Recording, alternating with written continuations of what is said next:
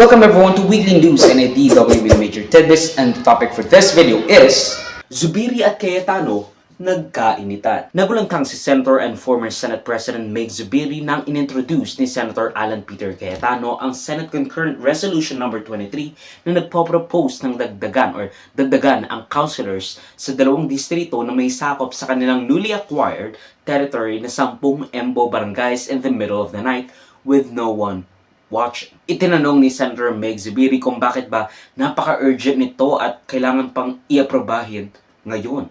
Itong pagdagdag ng mga konsehal sa mga distritong sakop raw ang 10 barangay. Sinasabi niyang ayaw niya magpasa ng isang bill na walang nakakaalam sa gitna pa ng gabi. Because why are you passing a bill this late at night na wala naman sa agenda ng ating session for today? That you're, Then pare, pag lugar mo, ilang beses ka nakiusap sa akin eh. Huwag mo ako sigawan. Ilang beses ka rin nakiusap pa. Hanggang doon na. Nag-abroad ka ba eh. Anong gusto mo? Oh my God! Sindak ka lang sindak dito eh. Bakit? Sisigawan mo ako ng pakialam mo. Wala ka nang pakialam sa mga mo doon eh. sinabi mo yun, just Interest mo lang inisip mo gusto eh. mo ano mo kami? Sabi ko sa kayo, ano sa'yo? Sabi ko pare, baka pwede makiusap. This is too important. What is your problem? No! Ang 10 Embo barangays o enlisted men's barrios barangay, na ito ay mayroong mahigit 375,000 na tao. No, if I'm not mistaken, at least 200,000 of those are eligible voters. Now, ang mga barangay na Sembo, Comembo, East Rembo, Pembo, Pitogo, Rizal, South Kembo, West Rembo, Post Proper North Side, at Post Proper South Side ay home to a vote-rich proponents of the incumbent family in Makati na mga Binay. The one I was referring to earlier dun sa senatorial slate ni Marcos.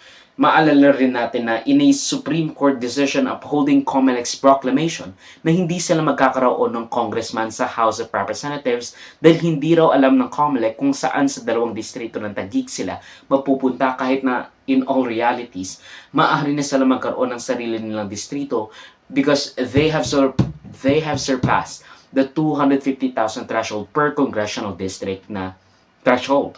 But that they wouldn't be able to vote for a district. They wouldn't vote for a congressman to represent them sa Kongreso. So, ang tanong bakit inuna ni Cayetano ang pagdadagdag ng city councilors instead of introducing a bill giving them their own district? Kasi again, lagpas na sila sa 250,000 threshold para sa mga congressional district. Kung talagang ang kanyang main concern ay voter disenfranchisement at gusto niyang, voter rights and all that stuff, dahil daw kulang yung mga councilor na magre-represent sa kanila na tumatakbo, which in all realities will be someone na pabor sa kanila. Kapag, merong nadagdag na 2 councilors, well, that's 2 more people in their baliwik na, again, an ally of their administration sa Taguig. Alam nating napakalaking welfare LGU ang Makati, especially para sa mga Embo barangays, dahil ini-spoil nila ang mga Embo barangays at mahal ng mga Embo barangays ang mga Binay dahil sa serbisyong kanilang binibigay. With a squabble between Makati and Taguig as one of the richest parts in the country and by extension, Cayetanos and Binays, we can clearly see na one of the motives sa pag-introduce ng dagdag na councilor is not because of any meaningful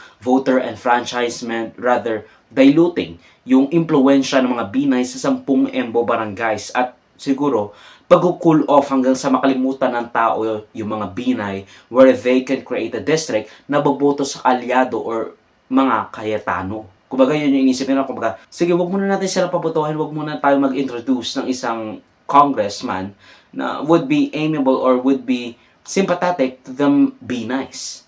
Para makita natin yung hold natin. And we have to install our hold sa mga Embo barangays na ito just in case makalimutan nila ang mga Binay. Kasi we all know naman na madaling makalimot ang mga tao kapag hindi mo na sila binibigyan or hindi mo na sila pinapakitaan ng mga mukha nyo at ng mga proyekto nyo. Makakalimutan ng tao ang mga pinagagawa mo for the decades na pagserbisyo mo sa kanila. Makakalimutan nila yon in a few election cycles. At yun ang gustong gawin ng mga Cayetano. Mag-introduce mo na sila ng mga councilors tapos hanggang sa magbigay sila ng welfare pakunti-kunti sa mga EMO barangays. Tapos, pag nakalimutan na ng mga taga-EMO barangays ang mga Binay, dahil nga again, hindi na sila nakikita, well, you can see, unti-unti na nila makukuha yung puso or matatag nila yung heartstrings ng mga tao sa EMBO barangays na yon. That's just how it is. That's just how politicking goes. And, after that, pag nakalimutan na nila and they become more popular in Taguig, well, that's where they will introduce a legislation of adding another district sa mga EMBO barangays na yon. Dinadilute nila yung impluensya ng mga Binay sa 10 EMBO barangays. Kung dinedrain nila yung political na puhunan ng mga Binay. And then after that, pag-cool off hanggang sa makalimutan ng tao, mga Binay, where they can create a district na boboto sa kalyado ng mga Cayetano because again, wala na sa kanilang isip yung mga Binay at saka yung mga reforma at social welfare na binibigay ng Makati. Especially, ang dami nilang pinagawang elementary schools, mga health centers, hospital, even university. So, magugulat ka talaga doon. We also know na kaibigan ni Senator Meg Zubiri ang kapatid ng mayor ng Makati na si Senator Nancy Binay na kasama sa sex bomb.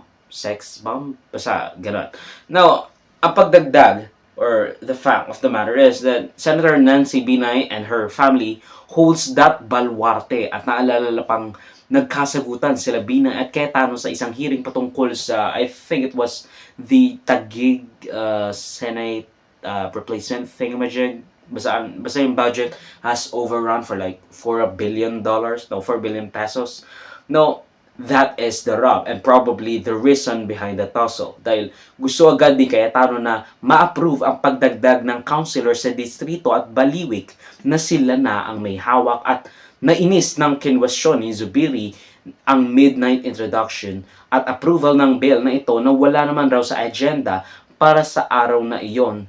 And magugulat ka na lang kasi wala si Binay doon because again, it's too late in that night at wala naman sa agenda ng ating Senado yung pag-introduce ng dalawang councilor, I think, or basta pagdadagdag ng councilor para sa distrito ng Taguig kung saan nakapaloob ang mga EMBO barangays.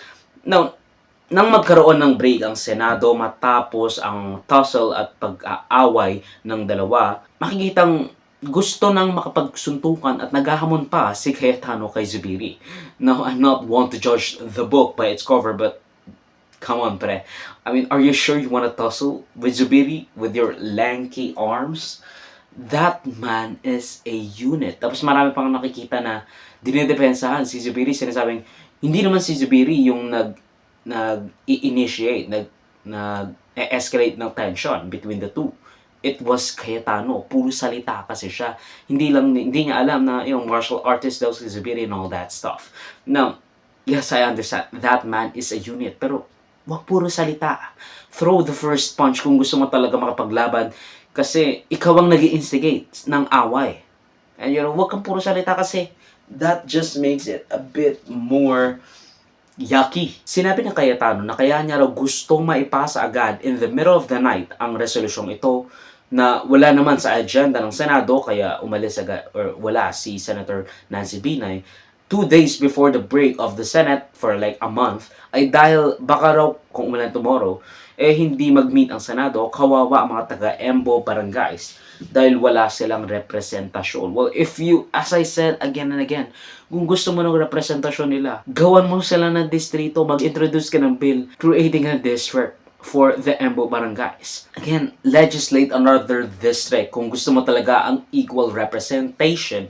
And I've always been a proponent of equitable, both economically and population-wise, representation. Because at the end of it all, nagbati rin sila na approve ang resolusyon na nagdadagdag ng konsehal.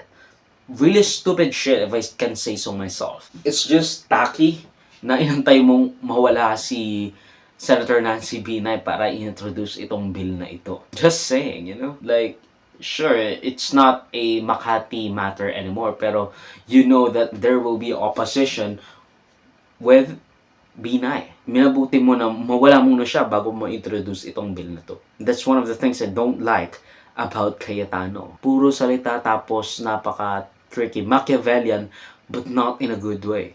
Sometimes I view Machiavellianist or Machiavellian people as kind of a good thing. Pero this political trickery, this political showdown, and kind of political grandstanding isn't a good thing or doesn't look good from my point of view. Just saying that. Ang video clip na ito ay galing sa aking series na News Worthy Recap. Check the entire video for the complete weekly news recap and subscribe to the channel to be kept up to date sa mga local at global news na I'll make sure would be interesting to you particularly. Di ko alam yung name mo pero you should subscribe. You Muhammad Smith? I don't fucking know. John Smith?